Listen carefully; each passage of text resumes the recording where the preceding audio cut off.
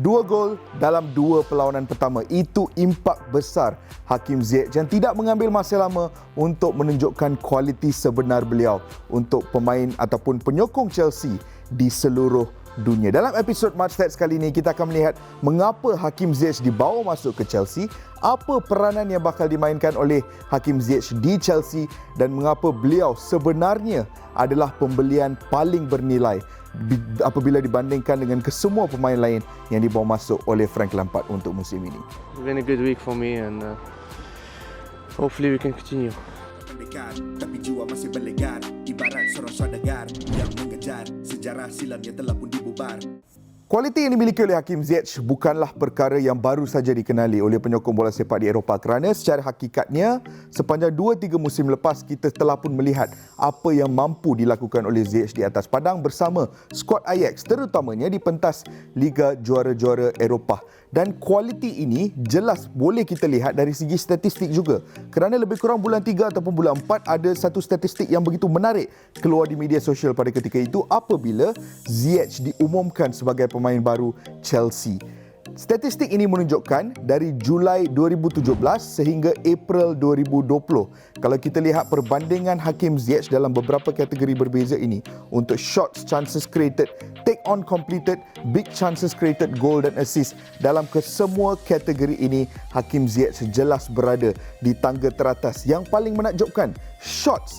Dalam masa Julai 2017 hingga April 2020, Hakim Ziyech melancarkan 408 shots dan ini sebenarnya kemampuan yang paling ketara untuk Hakim Ziyech. Beliau adalah seorang pemain yang tidak takut melakukan percubaan dan itu adalah antara aspek paling penting yang dilihat oleh Frank Lampard apabila membuat keputusan untuk membawa masuk Ziyech ke Chelsea.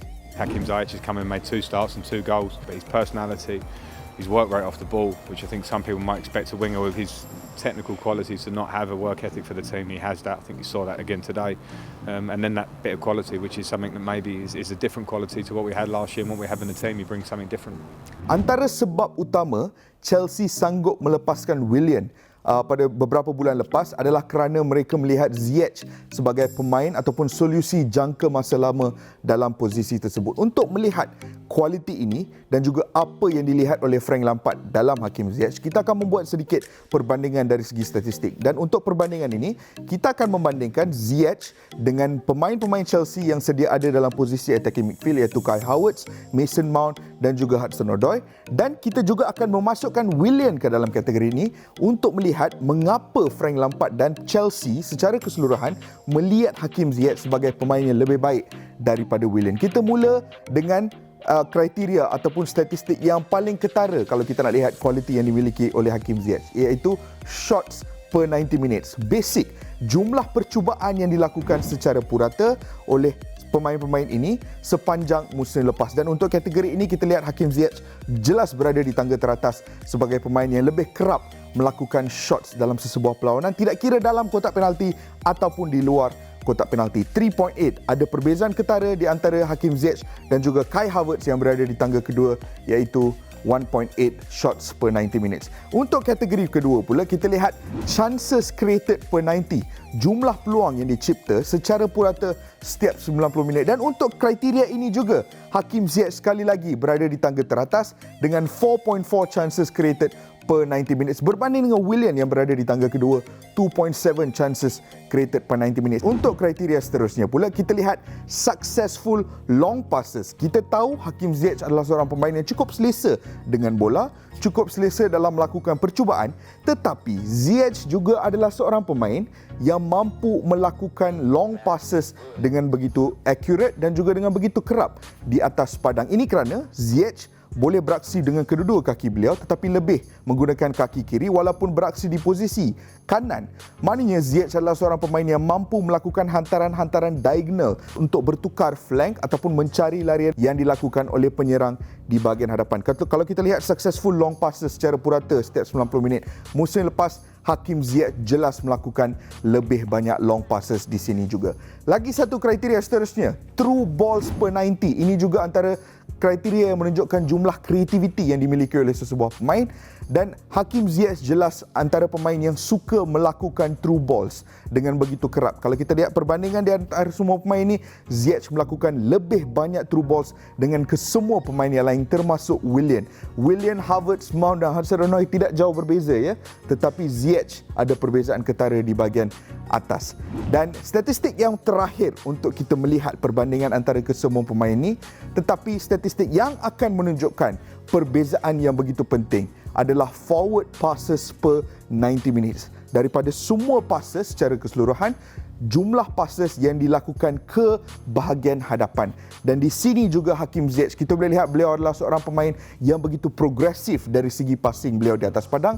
Bukan saja menerima bola untuk melakukan passing ke bahagian tepi ataupun ke belakang, Ziyech seringkali menerima bola dan menggerakkan bola tersebut ke bahagian hadapan dengan passing ke bahagian hadapan. Dan corak progresif ini yang dimahukan oleh Frank Lampard di dalam pasukan kerana pemain-pemain ini adalah pemain-pemain yang bersifat menyerang. Sekaligus mentaliti ini boleh membantu Chelsea dalam perlawanan-perlawanan yang begitu sukar. Ziyech akan sentiasa menjadi outlet yang akan menggerakkan bola ke bahagian hadapan. Tetapi persoalannya yang penting sekarang ni, persoalannya adalah mesti ramai yang berpendapat bahawa statistik yang kita lihat tentang Ziyech adalah statistik yang dikumpul beliau di pentas Eredivisie, di pentas Liga Belanda.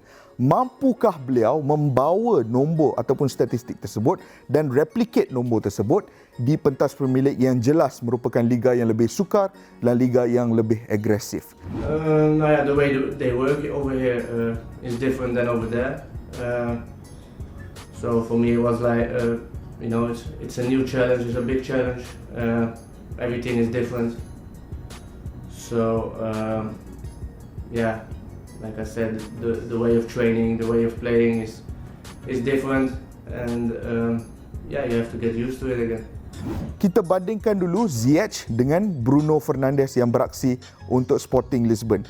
Ketika Ziyech bersama Ajax dan Bruno bersama Sporting, kita bandingkan dalam kesemua perlawanan yang mereka beraksi secara purata, kalau kita lihat jumlah jaringan, assist, chances created, shots on target dan juga penalty area entries, Ziyech lebih kurang sama dengan Bruno ataupun dalam beberapa kriteria tersebut lebih baik daripada Bruno. Dan jika Bruno boleh berhijrah dari Liga Portugal dan datang ke Premier League dan terus menyesuaikan diri dengan begitu mudah, mengapa Hakim Ziyech tidak boleh melakukan sesuatu yang sama juga, memandangkan statistik mereka lebih kurang sama dalam kesemua kriteria tersebut? Masih tidak yakin dengan kemampuan Hakim Ziyech. Kalau kita lihat aksi Hakim Ziyech di pentas Liga Juara-Juara Eropah pada musim 2018-2019, sepanjang musim tersebut hanya Lionel Messi yang melakukan lebih banyak percubaan ataupun lebih banyak shots sepanjang kempen UCL musim tersebut. Hakim Ziyech berada di tangga kedua